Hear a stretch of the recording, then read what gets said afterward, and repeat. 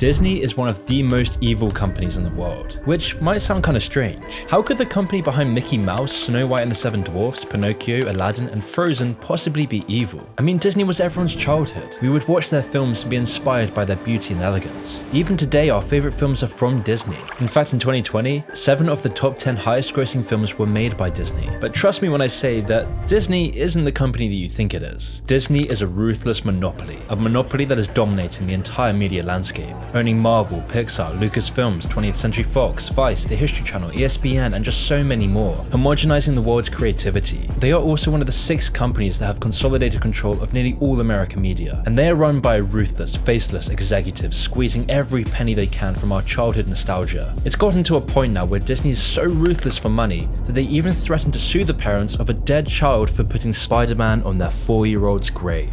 All because they were ruining, quote, the innocence and magic of their characters. Also that Disney can get every penny possible. It's why Disney removes black people from their posters in China. It's why the company apologizes for mentioning Taiwan and praises the government officials committing a genocide as we speak. And with their recent movies like Lightyear failing to break even and flopping at the box office, it seems like Disney is now on a downward spiral, with their stock price going from almost $200 a share to $95 a share. Something has gone very wrong for Disney. This isn't the same company we grew up with. Somewhere something went drastically wrong, and after spending countless hours trying to figure this out, trust me when I say that the story of Disney is a rabbit hole.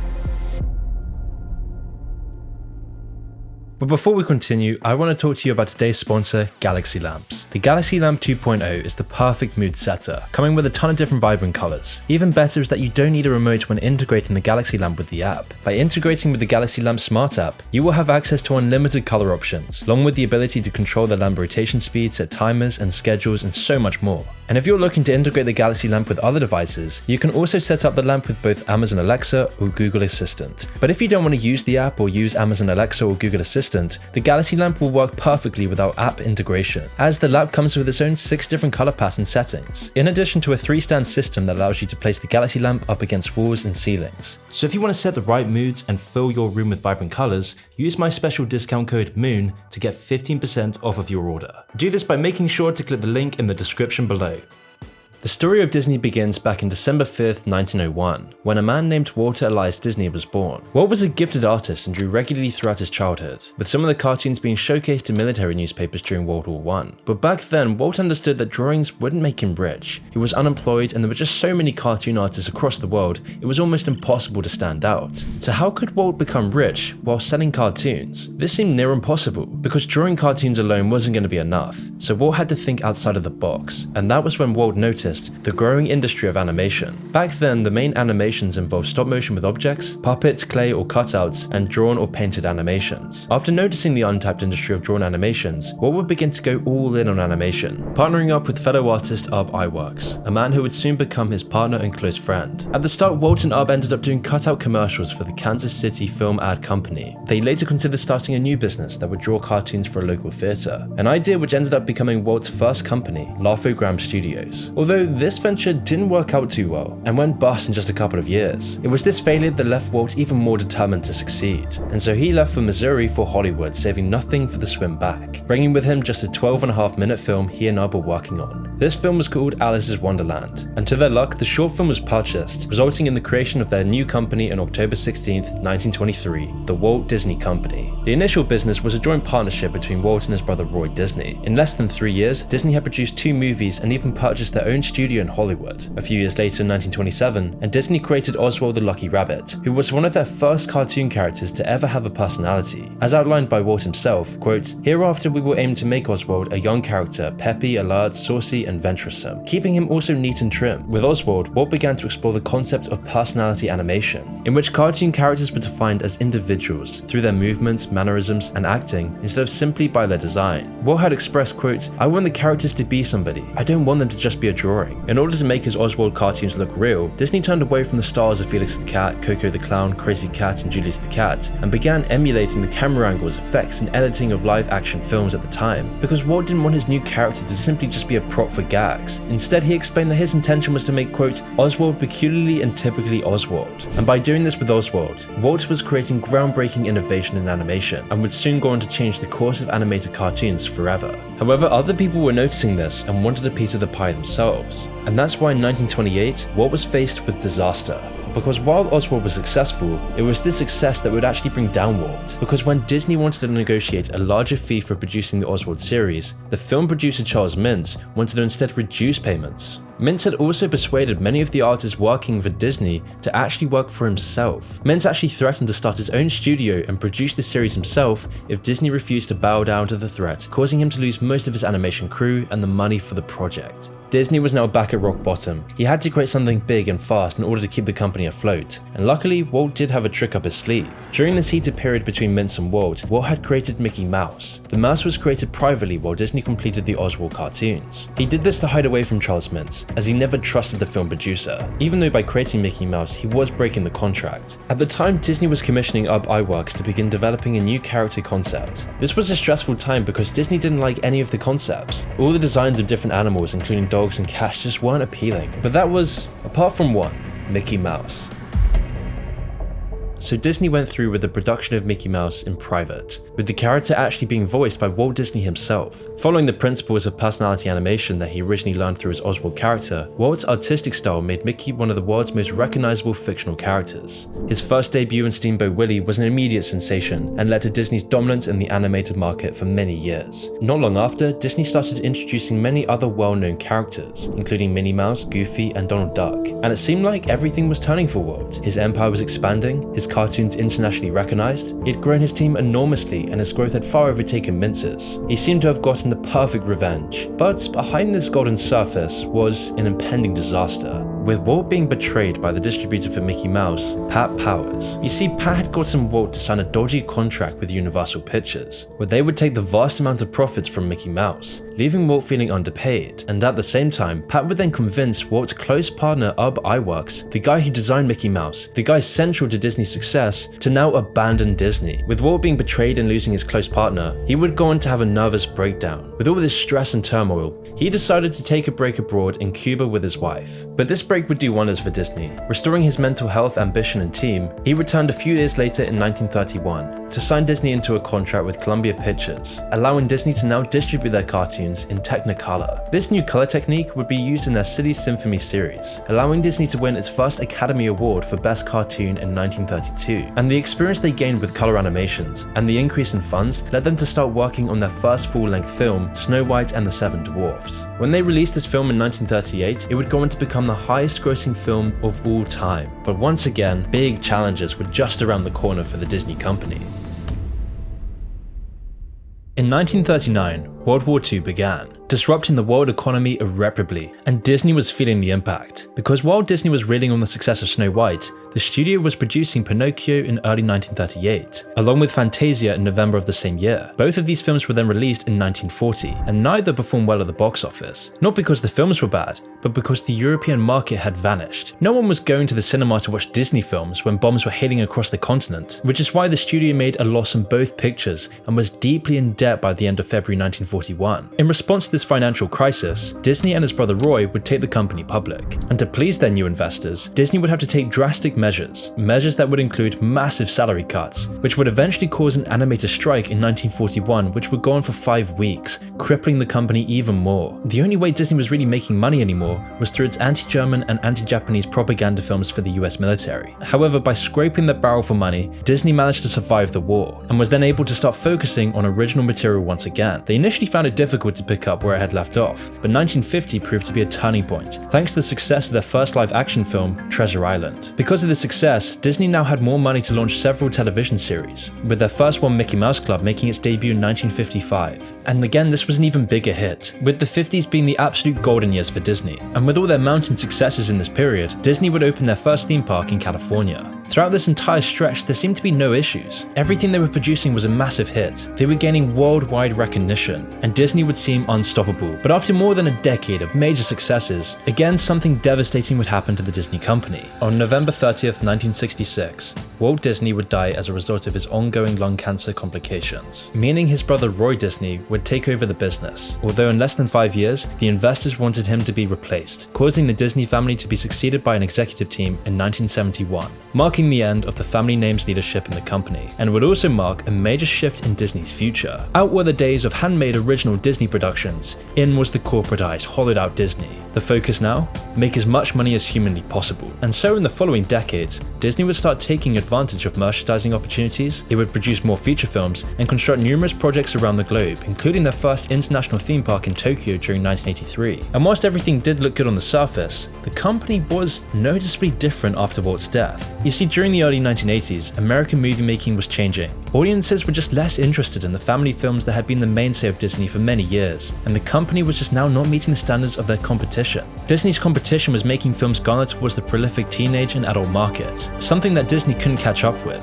and at the same time, because of the widespread perception that Disney stock was undervalued relative to the company's assets, there were several hostile takeover attempts of the company, and so to strengthen Disney from this assault, shareholders brought in Michael Eisner as the new CEO. And this is when Disney completely changed, because unlike most higher-ups currently working there, Michael Eisner was the first well-connected Hollywood executive who would bring the company back into the mainstream. Shortly after joining Disney, Eisner realized that the company was sitting on an untapped goldmine of intellectual property that could easily be modernized for their own standalone films. And so from 1989 to 1994, Disney would enter a Renaissance era, launching classics such as The Little Mermaid and Aladdin, which would go on to revive the company and bring back modern audiences massively. And with the rise in its audience share, the more people that would visit Disney's theme parks. However, this streak wouldn't last that long. In the mid-1990s, Eisner started making very questionable business decisions that made others doubt his ability to carry out his position as CEO. For example, long jealous of Tokyo's Disneyland riches and frustrated by being left out of the profits, Eisner vowed to create a new international resort in Paris. He saw this as the mechanism that would further catapult Disney's success. However, at the start, this international resort was a total disaster. Disneyland Paris lost the company a ton of money and brought it into major financial trouble. And because of this, investors were pulling out of Disney. And so because of Disneyland Paris's failure to make money, Eisner would begin making dramatic reductions in theme park spending, which would of course impact the constructions of new parks, as well as the maintenance, cleanliness, and safety of the already existing parks. This would then go on to cause Disney even more troubles. And this was seen in 1998. While a couple was waiting to board the sailing ship Columbia, one of the tamest rides at Disneyland, the 34-year-old man and his wife were struck in the head by a huge piece of metal flung from the ship.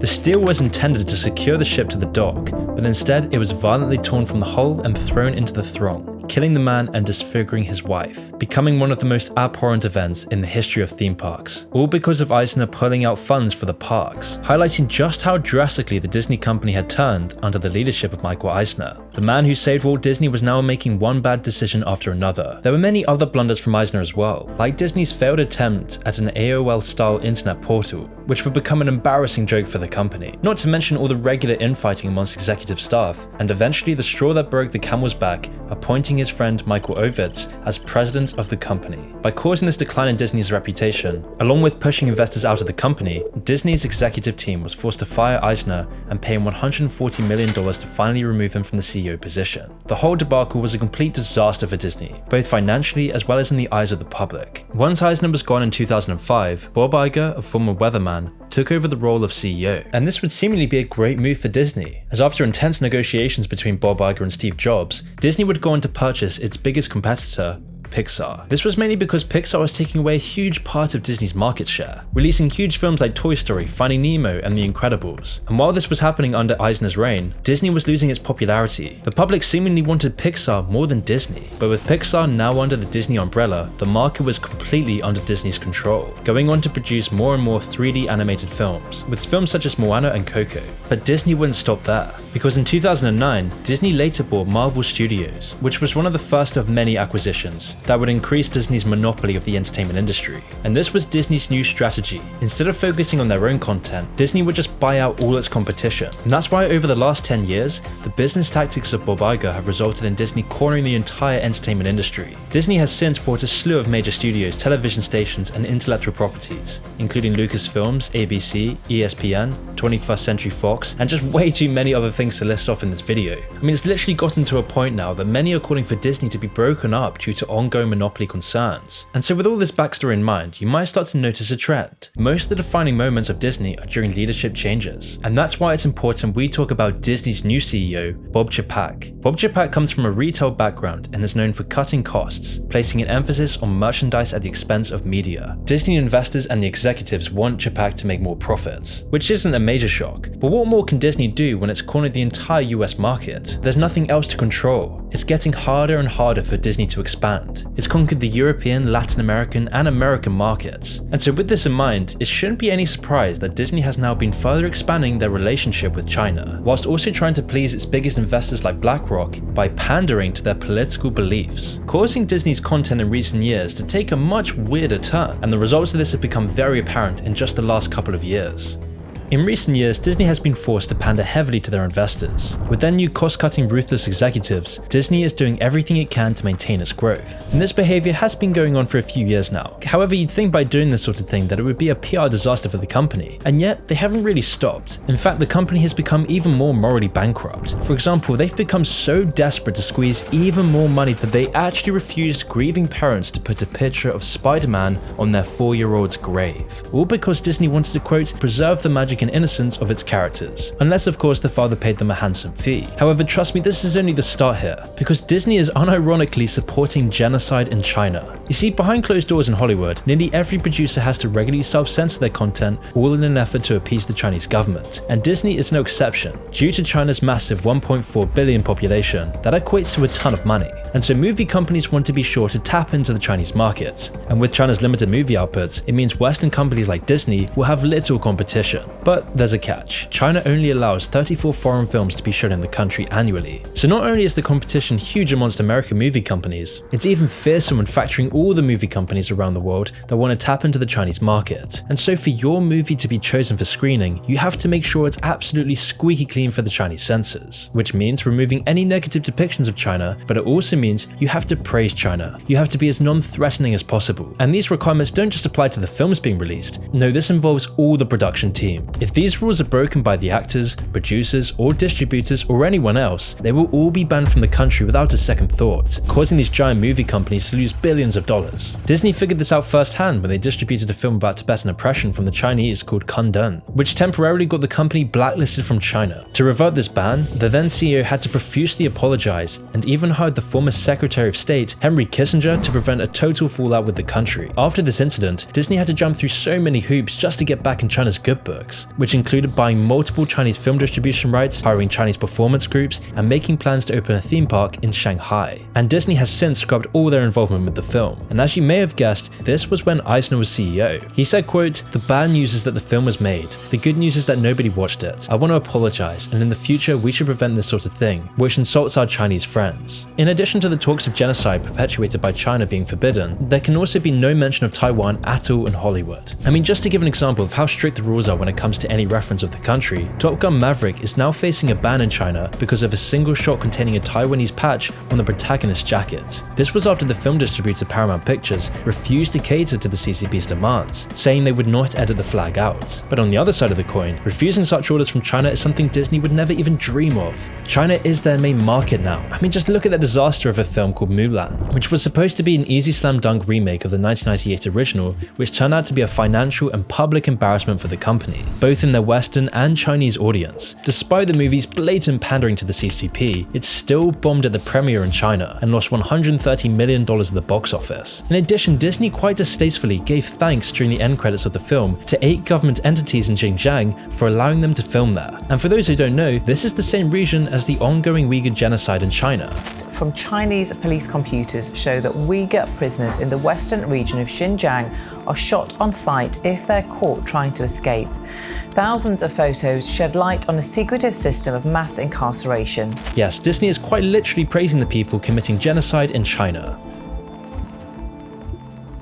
However, Disney's pandering to China's authoritarian regime doesn't just stop there. Just look at the comparison of their box art for Star Wars The Force Awakens in the West and in China. They literally had to remove John Bottger to cater to the Chinese government's demands. And it was the same thing with the Black Panther movie, where they had to completely cover the protagonist's face on the Chinese version of the poster. Which is funny considering that back at home, Disney's very happy to hand out the white privilege checklist to their employees, along with an internal program with a series of training modules about anti-racism. I mean, Disney's always lecturing their workers about how they must not, quote, question black colleagues' lived experiences and challenge colorblind ideologies and rhetoric, whilst also having staff recommended reading material including things like 75 things white people can do for racial justice and your kids are not too young to talk about race. However, meanwhile, they censor black people from their movie posters and actively support a government committing genocide that also carries out racial segregation. And yet Disney's former CEO Bob Iger stated that the company should be, quote, taking a stand on political issues and that it will no longer shy away from politics in the future. A statement that's also likely caused by another sinister bureaucratic authoritarian regime, BlackRock.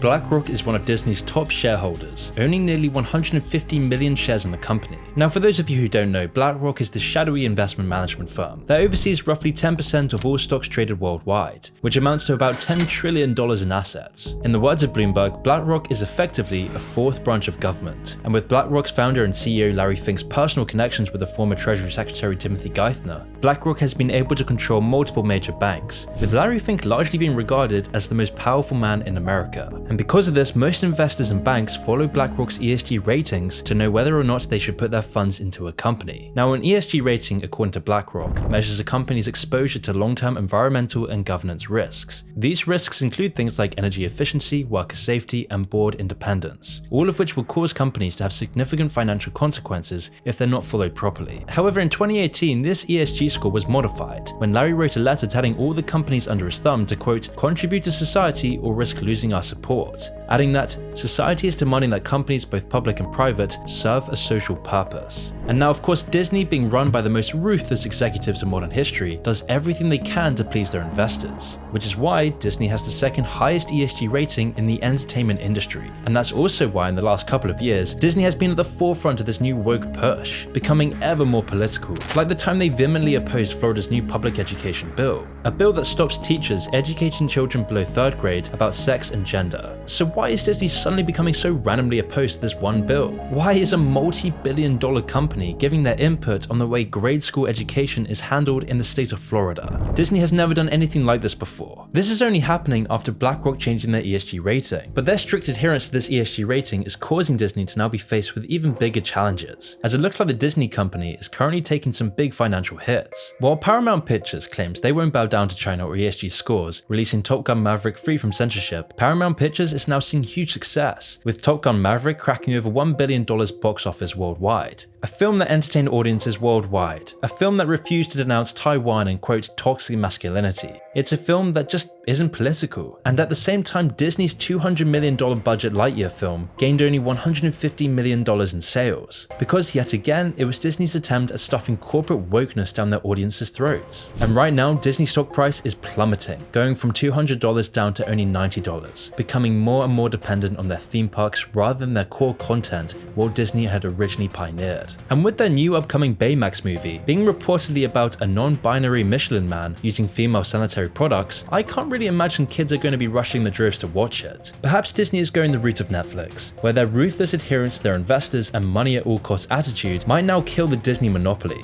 Disney, once a company pioneering animation, cartoons, and generating beautiful allegorical stories that would transcend time and generations, is now becoming everything it sought to destroy, a hollowed out, decrepit shell of a company, suing hospices, grieving parents, forcing wokeness amongst the apathetic masses, and supporting genocidal regimes, neglecting stories and entertainment for greed and power, causing the stock price to plummet and fans to become tired and wary of the company, which is why Disney serves as a warning of how all beautiful things eventually become sour.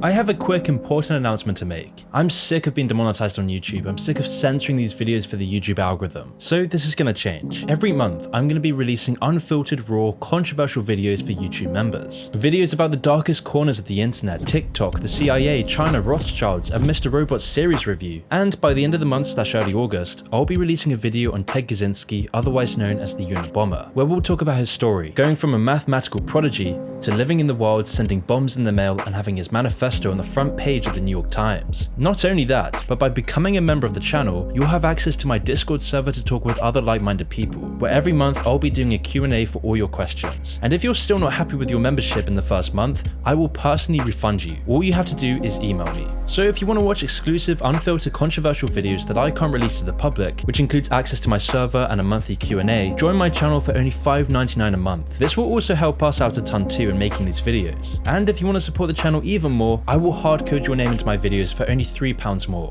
So if this interests you, all you have to do is click the link in the description or click the join button below to have access to all of this.